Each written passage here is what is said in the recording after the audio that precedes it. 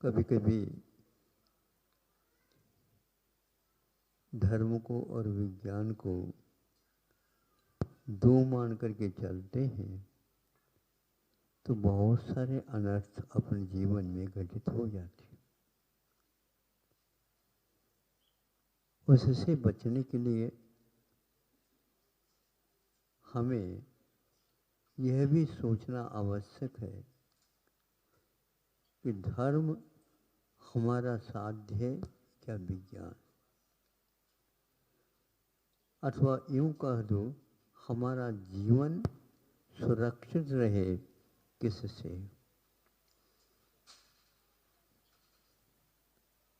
जैसे उदाहरण के लिए हम मछली को लेते हैं। मछली जलचर प्राणी मानी जाती है। वह स्थल पर आकाश में आना जाना संभव नहीं है उसे। यदि भूलकर किसी घटना से वह उस जल से बाहर आ जाती है तो आपको ज्ञात है, बताने की आवश्यकता नहीं है। वो छटपट करके और कुछ समय के बाद प्राणांत उसका हो जाता है।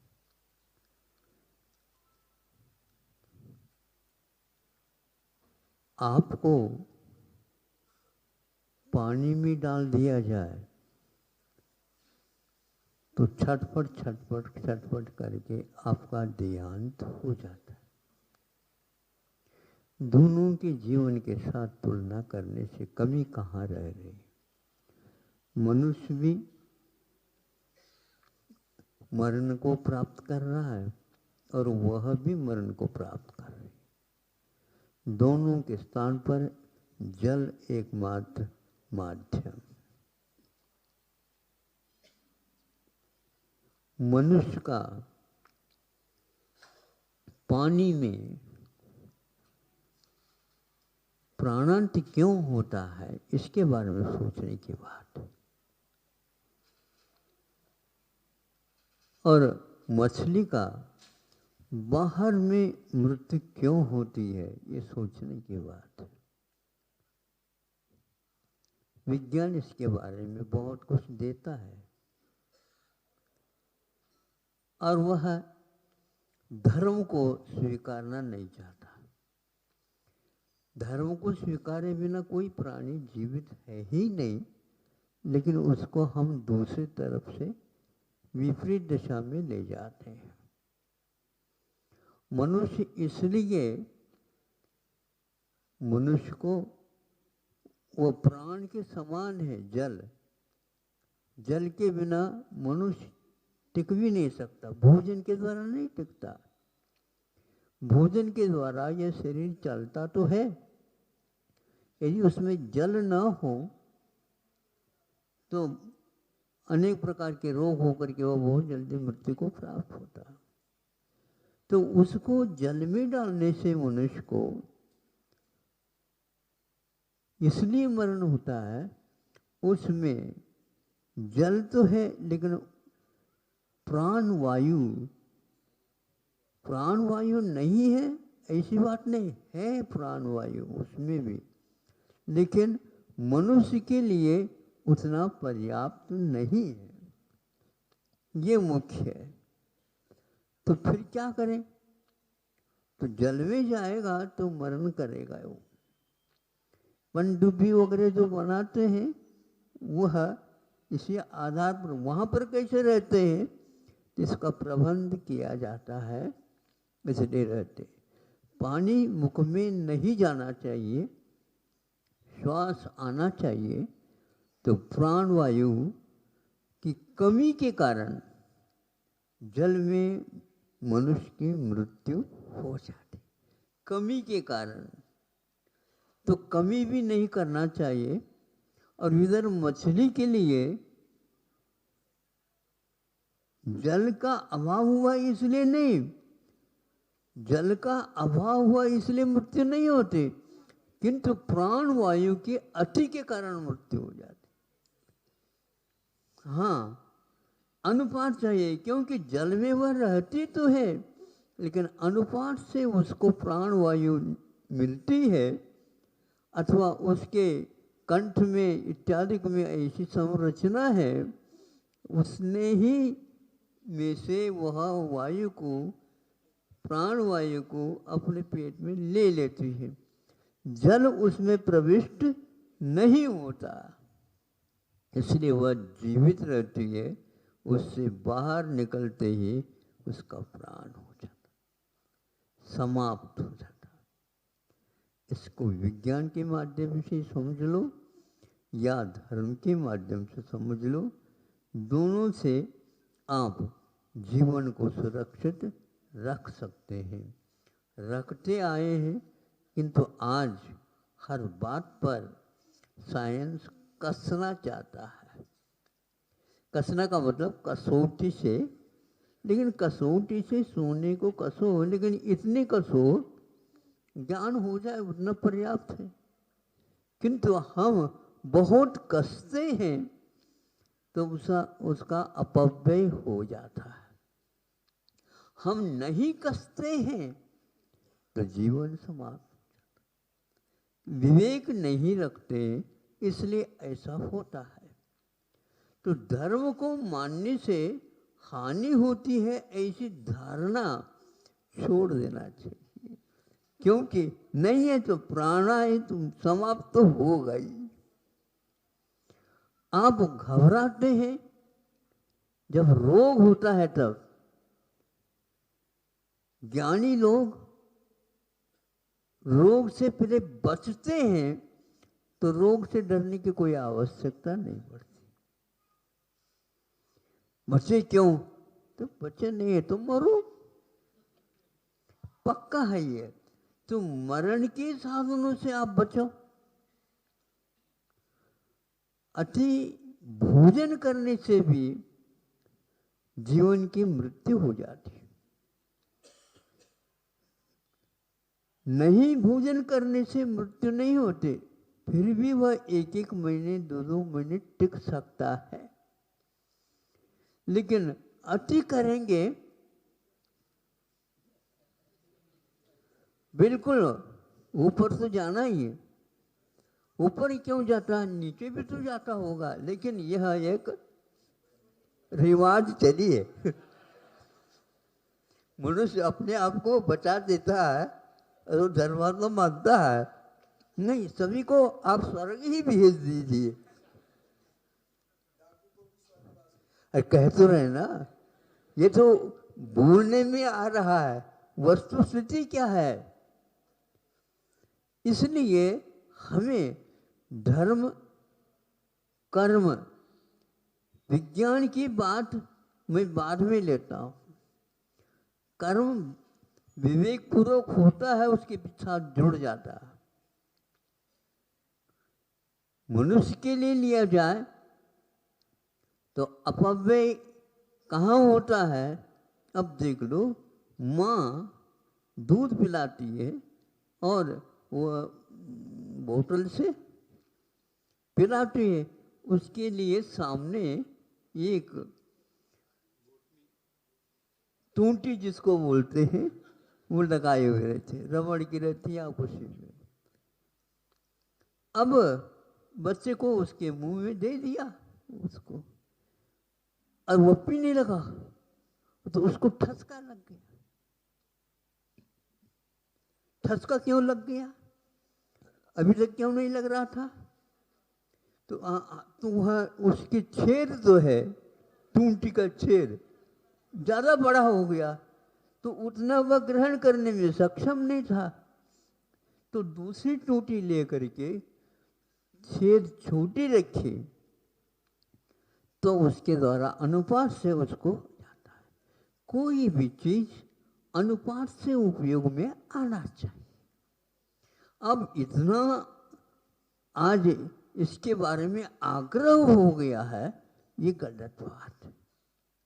एकदम बहुत सुराख कम छोटा रखते हैं तो भी दूध अनुपात से नहीं आता, तो भी उससे उसको दुख होता है। अनुपात से करिए। यह देखना आवश्यक है। हम हर क्षेत्र में जहाँ पर सुरक्षा होती है वहाँ पर तो अनुपात लगा देते हैं, लेकिन विषयों के सामने आ जाते तो अनुपात समाप्त हो जाता। पंचेंद्र के विषय हैं, एक प्रकार से इसमें भी सुख होता ऐसा आपने अनुभव किया, लेकिन अति मात्रा में है तो वह जहर माना जाता है। जहर से बचना सब लोग चाहते हैं। आज जहर से बचने के लिए विज्ञान कहता है ये जहर है, ये जहर है, लेकिन उसी को वह खा भी रहा है, पी भी रहा है। असर क्या पड़ेगा उसका? आप लोगों का असर कैसे पड़ेगा? कल भी कहा था, आज भी कहना चाहता हूँ कि वह जहर होते हुए भी, जैसे सिगारेट है, सिगरेट पीते हैं लोग, पानी जैसे नहीं पीते, सुर्खी लेते। अब उसके एक तरफ ये लिखा रहता है पॉइजन है। अब उसमें विशेषण हमने एक बार पढ़ा था, स्वीट पॉइजन। हाँ, अरे मीठा, मीठा जहर, मीठा जहर ज्यादा खाया जाता है, कड़वा जहर औषधि के रूप में। ये विवेक विभाजन क्यों किया? क्योंकि मरना नहीं, लेकिन यह नहीं मालूम यह सिगरेट के पीने से भी मृत्यु होती है, भयानक रोग के निमित्त से मृत्यु होती है। आज सरकार भी इसके बारे में पॉइजन के लिए भी आज्ञा दे रही है।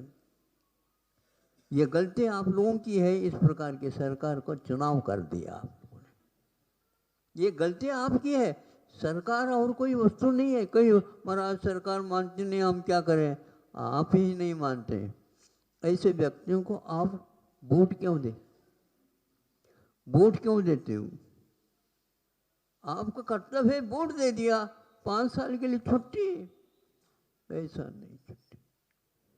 यह तो एक प्रकार से निगरानी रखना चाहिए, जिनको आपने भेजा है वो क्या काम कर रहा है, कैसा काम कर रहा है, गलत है क्या नहीं, सही है क्या नहीं। यह आप लोगों की कमी होने के कारण वो ऐसा कर रहा। इसी प्रकार हानि कहाँ कहाँ पर हो रही है ये देखना आवश्यक था। उसमें अपव्यय बहुत बड़ा काम कर रहा है। हर क्षेत्र में हम देखते हैं अपव्यय एक प्रकार से रईसी का लक्षण हो गया। ये बहुत अच्छे हैं, कैसे कैसे पैसा जा रहा है इसलिए। उस पैसे के कारण दुरुपयोग यदि कर रहा है, हानि कितनी हो रही है आप देख लो। यदि ऐसे मोटर गाड़ियां ज्यादा चलती हैं, भैया ये शहर बहुत ऐसे बहुत चलती है, धुआं भी तो छोड़ती चली जाती है। आपके आंखों में आ जाए तो आंखों में नंबर ज्यादा बढ़ जाएंगे। बच्चों के परीक्षा में तो नंबर घट रहे हैं और आंखों के नंबर बढ़ रहे हैं। अब क्या करो? इसको आप अच्छा मानते हो, ताली बजा रहे हो। तो हानि को भी हम देख नहीं पा रहे, सुरक्षा होगी तो कैसी होगी? उसी सरकार से आप मांगते भी हमारी सुरक्षा करो। पहले उनकी सुरक्षा आप करो, फिर बाद में सरकार से परीक्षा सुरक्षा की कोई मांग करने की आवश्यकता नहीं। तो संक्षेप से मछली का और मनुष्य का यह जीने का जो उपक्रम है बहुत वैज्ञानिक है और धार्मिक है। संस्कृत में इसको प्राण भी कहा और संस्कृत में जल को विष भी कहा। विषम अपि आप, विष भी आप में जल है। कहाँ पर जल है, कहाँ पर वह प्राण है और कहाँ पर वह विष है। मछली के लिए बाहर विष है या अति मात्रा में हवा लेना विष है, और मनुष्य के लिए वहाँ पानी में रहना संभव नहीं, वह विष है। वही विष अमृत होता है और अमृत भी विष होता है। यह धार्मिक दृष्टिकोण माना जाता है। इसी को संतों ने अनेकांत, दयामय भाव, विवेक, भेद विज्ञान आदि आदि शब्दों के द्वारा घोषित किया है, और हम लोगों की सुरक्षा के लिए उन्होंने इस साहित्य का सृजन किया। दुख की बात इतनी है, तो संतों ने जो गुफाओं में भी रह करके शास्त्रों के निर्माण किए, आज उसका उपयोग एक प्रकार से विज्ञान कहता है इससे कुछ होने वाला जीवन में, तो इसके अभाव में ही जीवन नहीं रहता, ये इन लोगों को अभी भी ज्ञात नहीं हो रहा है। इसलिए ये हिंसा है। हम अति अपव्यय जिसमें करते हैं वो हिंसा है। इसलिए पैसा आवश्यक तो है, लेकिन आज जैसे पैसा आवश्यक नहीं है, क्योंकि आप लोगों के पैसे के ऊपर तो छापा मारी जा रही है। क्या मान करके मानते हो मुझे बताओ? इधर अर्जन भी करो और उधर पुलिस के द्वारा उसको छापा भी डालो। विशेष प्रबंध के साथ छापा डाला जाता। बताते समय आपका हो गया, इतना ही बता देता हूँ, आप आगे का समझ लो ये क्या अर्थ निकलता। अर्थ अनर्थ होता जा रहा है।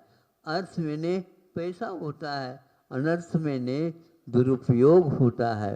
अनर्थ घटित होना नहीं चाहिए और अर्थ सही निकलना चाहिए। अर्थ सही निकल जाता है तो जीवन बहुत ही सुखमय बनता है।